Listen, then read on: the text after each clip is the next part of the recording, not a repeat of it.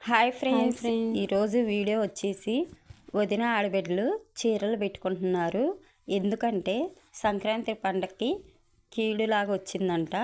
అందుకనే వదిన ఆడబిడ్డలు చీరలు పెట్టుకుంటున్నారు. మా అమ్మ వాళ్ళ ఊరిలో అందరూ పెట్టుకున్నారంట. అందుకనే మా అన్నయ్య మా వదిన నాకు తీసుకొని వచ్చారు మా ఇంటికి.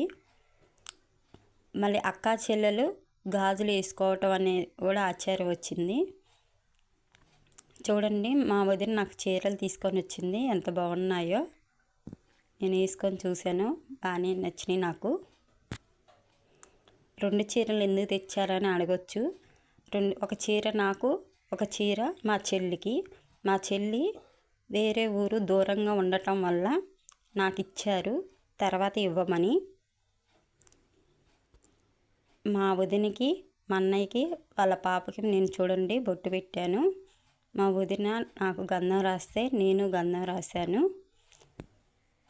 పోయిన సంవత్సరం ఒక బాబు ఉన్నోళ్ళు గాజులు వేయించుకోవాలని సంప్రదాయం వచ్చింది కదా, అలా ఇప్పుడు వదిన ఆడబిడ్డలు చీరలు పెట్టుకోవాలని సంప్రదాయం వచ్చింది. అందుకనే పెడుతున్నారు.